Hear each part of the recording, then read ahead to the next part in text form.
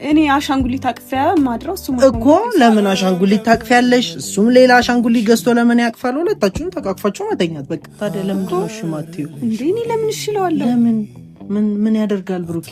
ምንም ጥፍጥፍ ብሎ እኮ ነው የሚተኛው። ጥፍጥፍ ብሎ ይተኛ። አሁንም እኮ ካንቺ ጋር መተኛት እኮ ነው የፈለገው። እኔ ደግሞ ከሱ ጋር መተኛት አልፈልግማ። እሺ ማን ከብሩኬ ጋር ይተኛ? አትፍሪው። እሱ እኮ ተቃራኒ ጾታ ነን። መፍራት ያለ አይነት ነን። አልገባኝም። ብሩኬ ምንም አንድ አይነት ነው ካንቺ ጋር አንድ አይነት ነው መሆንም ያለበት። አንድ አይነት እኮ ናቸው። ቤተሰብ አይደሉ? አንድ አይነት እኮ ናቸው። አንድ አይነት ማለት አንድ አይነት ጾታ ነን።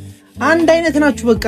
እኔ አብሬው መተኛት ጸጉሩን እያሻሸሽ እንቅልፍ እንዲወስደው ማድረግ ልጅ አቀፈሽ። ሶፋ ላይ ጸጉሩን አሻሽለታለሁ እዚህ ሰው በተሰበሰበበት።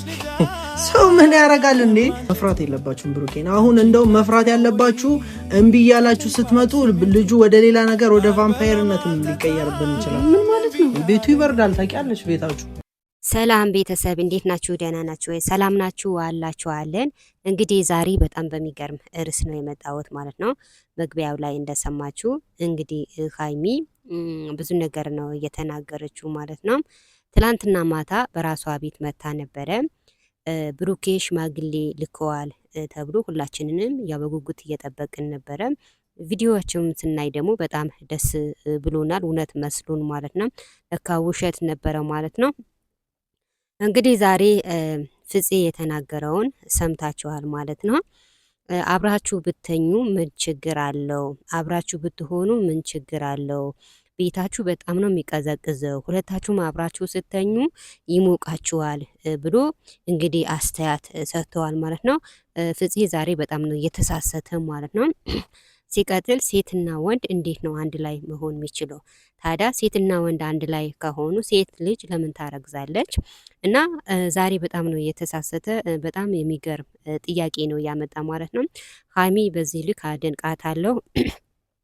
አሁንም ቢሆን መሸወድ የለባትም። አሁንም ቀለበት ሳያስርላት ማደር የለባትም እንዳለች ሀይሚም እኔም አሻንጉሊት አቅፌ ነው የምተኛ እሱም አሻንጉሊት አቅፎ ይተኛ ብላለች።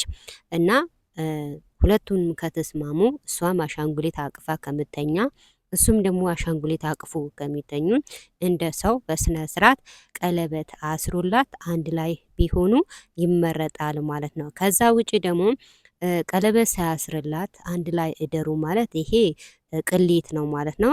እንግዲህ ፍፄ ምን እንዳለ ሰምታችኋል። አንድ ላይ ብተኙም ምንም ችግር የለውም፣ ይኸው ብቻውን እየተኛ እየበረደው ነው እያለ አስተያየት ሰጥተዋል ማለት ነው። እንደዛ ሳይሆን መምከር የነበረበት ቀለበት ሰርላት ከዛም ደግሞ እንደ ሰው ተጋቡ አንድ ላይ ሆኑ ቢል ያምርበት ነበረ።